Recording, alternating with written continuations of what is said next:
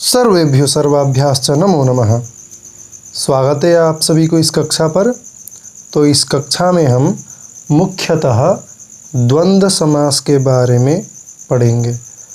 तो पिछली जो कक्षा है उसमें हम लोगों ने अव्ययी भाव समास के बारे में अच्छी प्रकार से अध्ययन की थी, लेकिन इस कक्षा में फिर से रिवाइज करेंगे या फिर और विशेष रूप में अव्ययी भाव समास को देखेंगे और उसके बाद द्वंद्व समास को भी अच्छी प्रकार से देखेंगे।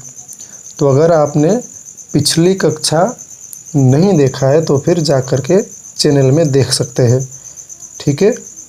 तो शुरू करते हैं कक्षा को।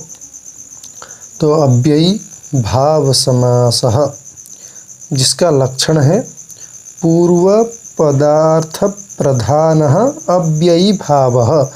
तो पूर्व यानी पहला, पदार्थ पद का जो अर्थ है प्रधानः, अगर वह प्रधान हो जाए तो उसे अव्ययी भाव समास कहते हैं।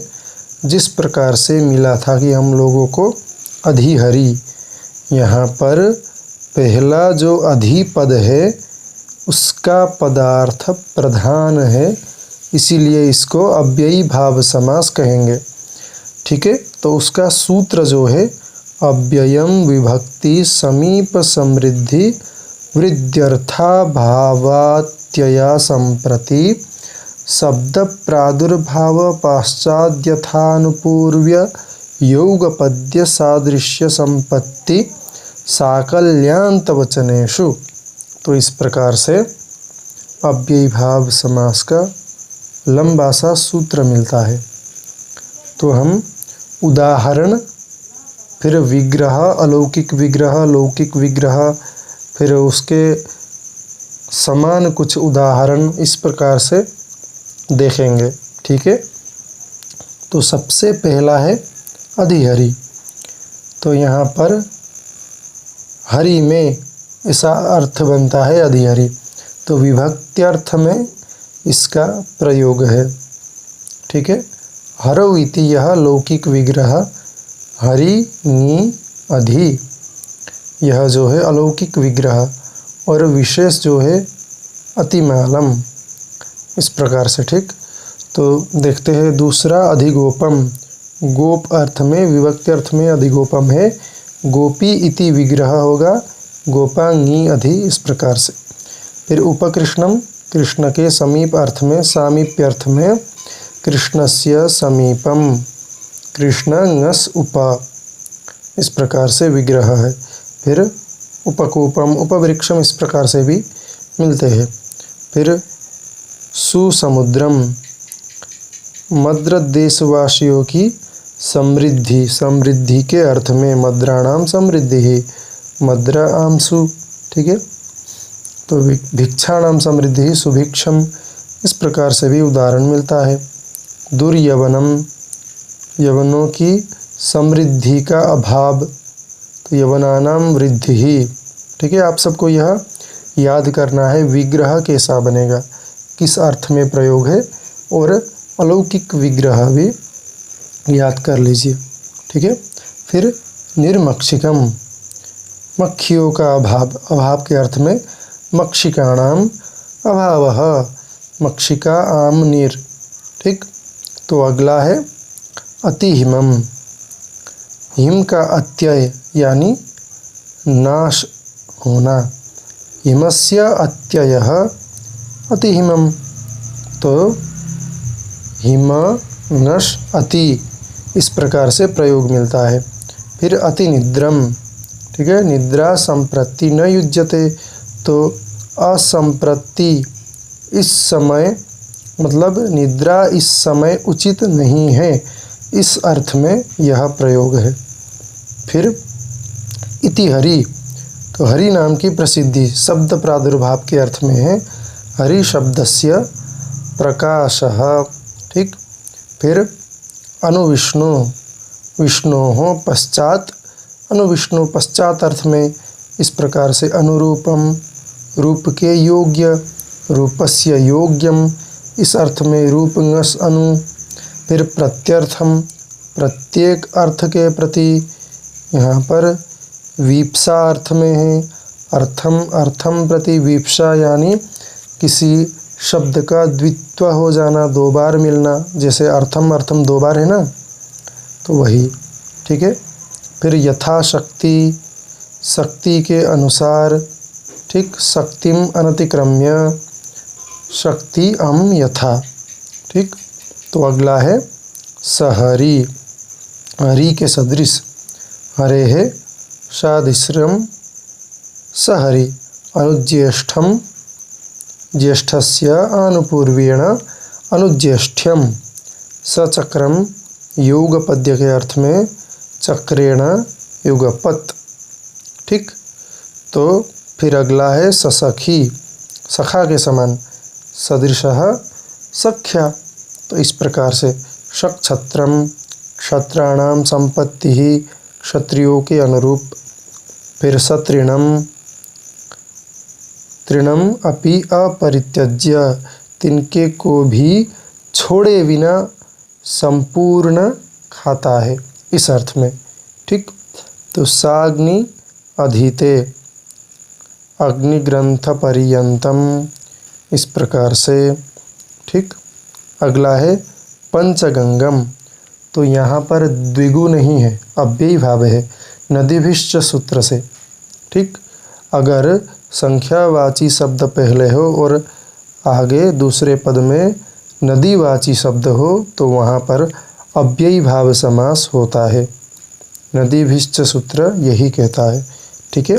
तो 5 गंगाओं का समूह, पंचानाम गंगानाम समाहारः, यहाँ पर द्विगु नहीं है क्योंकि गंगा नदी शब्द है, ठीक।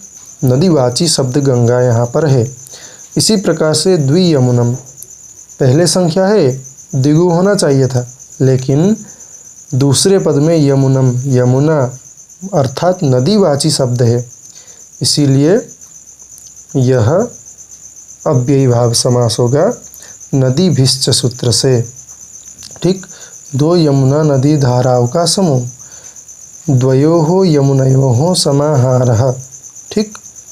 फिर उपसरदम, शरद ऋतु के समीप वाली ऋतु, उपसरदम, शरदः समीपम उपसरदम।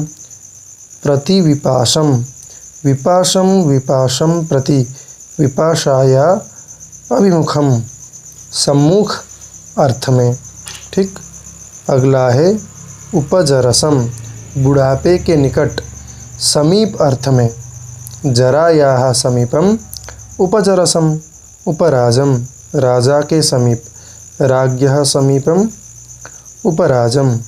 फिर अध्यात्मम, आत्मा में, आत्मा के विषय में, विभक्ति के अर्थ में, आत्मनि इति अध्यात्मम, ठीक है।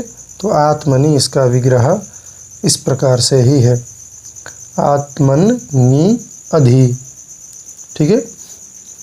तो अगला है उपचर्मम या फिर उपचर्म, चमड़े के समीप, चर्मणः समीपम उपचर्मम। उपसमिधम, उपसमित, समिधा के पास, ठीक है, समिधः समीपम, इस प्रकार से। तो यहाँ पर ऐसा चार्ट बनाया गया है, आप सब इसको अच्छे से देखकर क्लियर कर सकते हैं, ठीक है। तो देखिए सूत्रार्थ तालिका, अभ्ययम विभक्ति समीप समृद्धि वृद्ध्यर्था भावात्यया संप्रति शब्द प्रादुर्भाव पश्चाद यथानुपूर्व्य युगपद्य सादृश्य संपत्ति साकल्यान्त वचनेषु, इस प्रकार से सूत्र है और उसका तालिका इस प्रकार से बनाया गया। विभक्त्यर्थ में हरौविति अधिहरि, समीपार्थे कृष्णस्य समीपम उपकृष्णम, समृद्ध्यर्थे मद्राणां समृद्धिः सुमद्रम, वृद्ध्यर्थे यवनानां वृद्धिः दुर्यवनम, अर्थाभावार्थे मक्षिकाणाम् अभावः निर्मक्षिकम्, अत्ययार्थे हिमस्य अत्ययः अतिहिमम्, असंप्रत्यर्थे निद्रा संप्रत्ति न युज्यते अतिनिद्रम्, शब्द प्रादुर्भावे हरिः शब्दस्य प्रकाशः इति हरिः। पश्चादर्थे विष्णोः पश्चात अनुविष्णु। ठीक, तो मैंने पिछली कक्षा में पूछा था कि यथार्थ कितने प्रकार के होते हैं। तो 4 प्रकार के यथार्थ होते हैं। पहला तो है योग्यता, वीप्सा, पदार्थानतिवृत्ति और सादृश्य। ठीक, यह बहुत ही इम्पोर्टेंट है, यह याद कर लीजिएगा। फिर योग्यतार्थे रूपस्य योग्यम अनुरूपम, वीप्सार्थे अर्थम अर्थम प्रति प्रत्यर्थम, पदार्थानतिवृत्त्यर्थे शक्तिमनतिक्रम्य यथाशक्तिः, सादृश्यार्थे हरे सादृश्यम सहरि, आनुपूर्व्यार्थे ज्येष्ठस्य आनुपूर्व्येण अनुज्येष्ठम, युगपद्यार्थे चक्रेण युगपत् सचक्रम, सादृश्यार्थे सख्या सदृशः ससखी, संपत्त्यर्थे क्षत्राणां संपत्तिः सक्षत्रम, साकल्यार्थे तृणम् अपि अपरित्यज्य सतृणम्, अन्तार्थे अग्निग्रन्थपर्यन्तम् अधीते साग्नि, अवधारणार्थे यावन्ति नामानि यावन्नाम, मर्यादार्थे आहिमालयात् आहिमालयम्, अविविध्यर्थे आहिमालयात् आहिमालयम्, आभिमुख्यार्थे अग्निं प्रति प्रत्यग्नि इत्यादि अव्ययीभाव समास के उदाहरण यहाँ पर ख़त्म करते हैं। और फिर अब आगे बढ़ते हैं कौन से समास पर सिलेबस में लगा हुआ है अव्ययीभाव, उसके बाद द्वंद्व समास। ठीक है, तो द्वंद्व समास का लक्षण देखते हैं कि उभय पदार्थ प्रधानः द्वंद्वः। ठीक है, तो राम कृष्ण, यहाँ पर 2 पद है, एक तो राम और दूसरा है कृष्ण। तो दोनों पद यहाँ पर प्रधान है, राम भी प्रधान है और कृष्ण भी प्रधान है, इसीलिए उसे द्वंद्व समास कहा जाता है। ठीक है, तो द्वंद्व समास का सूत्र है चार्थे द्वंद्वः। तो च अर्थ में द्वंद्व समास का प्रयोग मिलता है। ठीक, तो यहाँ पर देखिए समुच्चयार्थक च अव्यय से युक्त पदों में द्वंद्व समास होता है। ठीक है, तो ये 4 प्रकार का होता है। द्वंद्व समास कितने प्रकार का है? 4 प्रकार का। ठीक है ना, वहाँ पर समुच्चयार्थक, अन्वाचयार्थक, इतरेतर योग और समाहार, इस प्रकार से द्वंद्व के 4 भेद हैं। तो उदाहरण आपको अच्छे से याद रखना है। समुच्चयार्थक में ईश्वरं गुरुं च मंत्रस्व, अन्वाचयार्थक में भिक्षामट गाम आनय, इतरेतर योग में धव खदिरो छिंधी, और समाहार जो है उसमें रामश्च लक्ष्मणश्च राम लक्ष्मणौ, इस प्रकार से समाहार हो गया। ठीक है, तो ये चारों के चारों उदाहरण अच्छे से याद कीजिए, परीक्षा में यही आने वाला है। तो द्वंद्व समास के उदाहरण देखिए, रामश्च लक्ष्मणश्च भरतश्च, राम लक्ष्मण भरताः। ठीक, कृष्णः च अर्जुनः च कृष्णार्जुनौ, धर्मः च अर्थः च कामः च धर्मार्थकामाः, आहारः च निद्रा च भयं च। तो आहार, निद्रा, भयम, एक तो पुंलिंग, एक स्त्रीलिंग और एक नपुंसक लिंग। तो अंतिम में जो है उसी के अनुसार नपुंसक लिंग यहाँ पर हुआ है। वाक् च त्वक् च, वाक् त्वचम, अजश्च अजा च अजो, यह एक शेष समास है। आपके सिलेबस में यह भी पढ़ना है, तो यह विशेष है। ठीक है, देखिए अजश्च अजा च अजो, ठीक है ना, यह एक शेष द्वंद्व समास है। फिर माता च पिता च पितरौ, ठीक है, यह भी विषय से एक शेष समास, क्योंकि यहाँ पर एक ही शब्द बचा है, देखिए, है ना, एक ही शब्द बचा हुआ है, इसीलिए एक शेष समास कहते हैं। तो अगला है ब्राह्मणी च ब्राह्मणः च ब्राह्मणौ, फलम च फलम च फलम च फलानि, इस प्रकार से, ठीक है ना। तो आप सबको ये सब उदाहरण अच्छे से याद करना है। तो इसमें प्रायः ईकारांत शब्द तथा उकारांत शब्द पहले होता है, और जो नपुंसक लिंग वाला शब्द है या फिर जो अकारांत शब्द है वह बाद में किया जाता है, ठीक है। तो देखिए, हरिश्च हरश्च, यहाँ पर हरि ईकारांत है इसलिए इसको पहले रखा गया, हरिहरौ, ठीक है।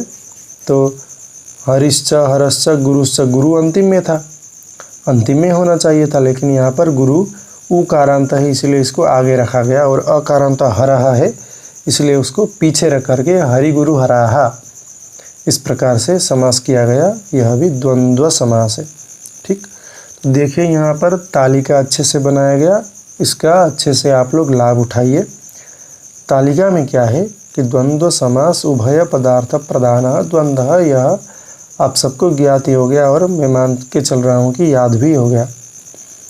तो देखिए, सबसे पहला जो है वह धव खदीरो है ना, धव और खदीर के वृक्ष, धवश्च खदीरश्च, चार थे, द्वंद्व सूत्र से समास हुआ द्वंद्व।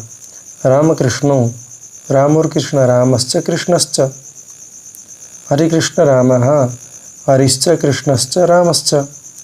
संज्ञा परिभाषम, संज्ञा च परिभाषा च अनयोः समाहारः संज्ञा परिभाषम, ठीक है। तो अगला है हस्तचरणम, हाथ और पैर, हस्तश्च चरणश्च, या हस्तौ च चरणौ च एतेषां समाहारः, ठीक है, हस्तचरणम। फिर अगला है राजदंताः, दंतानां राजा राजदंताः, यह लेकिन तत्पुरुष समास यहाँ पर तालिका में बीच में दिया गया, तो यह आप सबको जान लेना है कि दंतानाम राजा राजदंताः, यह तत्पुरुष समास वाला है, ठीक है। तो धर्मार्थो अर्थधर्मो, इस प्रकार से धर्मश्च अर्थश्च, यह भी द्वंद्व ही है, चार थे द्वंद्व सूत्र से, ठीक है। यहाँ पर बस ये एक विशेष अंतर्भुक्त हो गया। तो हरिहरौ, इसमें हरिश्च हरश्च हरिहरौ। अगला है हरि हर गुरवः, हरिश्च हरश्च गुरुश्च हरिहर गुरवः। ईश कृष्णौ, ईशश्च कृष्णश्च ईशकृष्णौ। शिवकेशवौ, शिवश्च केशवश्च। पितरौ या फिर माता पितरौ, माता च पिता च। पाणिपादं, पाणि च पादौ च तेषां समाहारः पाणिपादं।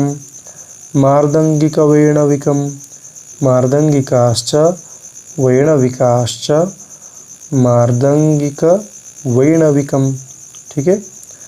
रथिकाश्वारोहं, रथिकाश्च अश्वारोहाश्च तेषां समाहारः रथिकाश्वारोहम्, ठीक है। तो चार थे द्वंद्व समास से द्वंद्व समास हुआ है। चलिए फिर अगला देखते हैं। अगला क्या है? अगला है वाक्त्वचम। वाक् च त्वक् च तयोः समाहारः वाक्त्वचम, ठीक है। अगला है त्वक्स्रजम। त्वक् च स्रक् च तयोः समाहारः त्वक्स्रजम। अगला है शमीदृशदम। शमी च दृशच्च तयोः समाहारः शमीदृशदम। वाक्तुषम। वाक् च त्विट् च तयोः समाहारः वाक्तुषम। छत्रोपानहं। छत्रं च उपानहौ च तेषां समाहारः क्षत्रोपानहं प्रावृट् शरदौ प्रावृट् च शरत् च प्रावृट् शरदौ। इस प्रकार से द्वंद्व समास यहीं पर समाप्त हो जाता है। तो इस कक्षा में इतना ही। मिलते हैं अगली कक्षा में। और आप सब जितने भी कक्षा है उन सबको देखते रहिए, अपने दोस्तों के साथ शेयर कीजिए, कमेंट कीजिए। तो तब तक के लिए धन्यवाद। नमो नमः। मिलते हैं अगली कक्षा में।